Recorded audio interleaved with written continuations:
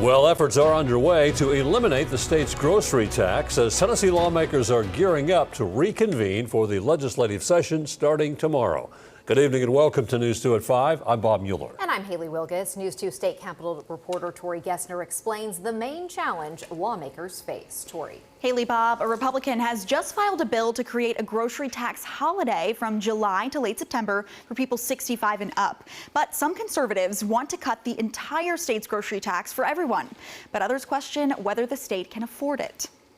Tennessee has had a tax on groceries since 1942. It's something House Majority Leader William Lamberth wants to eliminate. We're one of those states that still has a grocery tax. Why would you tax the very things that people need to survive every single day? Right now, Tennessee's grocery tax generates an extra $820 million plus a year. In 2017, the Republican supermajority cut it from 5% to 4%. And while both parties have pushed to eliminate it completely, the question that's held them back is whether Tennessee can afford it. Well, I'll tell you what Tennesseans can't afford. They can't afford the price of milk and bread and eggs and meat.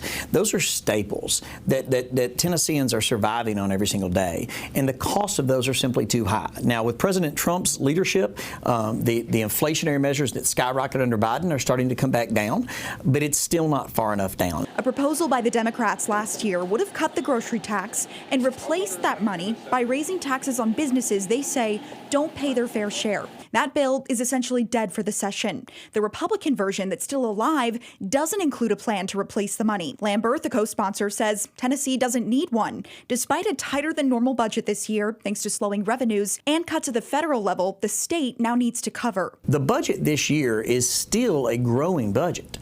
Tennesseans have done well, not as well as we have in years past, but our budget is continuing to go up because Tennesseans are continuing to make more money at their jobs. They're continuing to be able to have jobs in this state, whereas other states are starting to collapse. But last year, lawmakers couldn't manage to find the money for a temporary grocery tax holiday like in years past. Lamberth expects this session, the Republican supermajority will, at the very least, bring the tax down. Even though it's a tight budget year, it's not one of the tightest that I've dealt with in my time down here.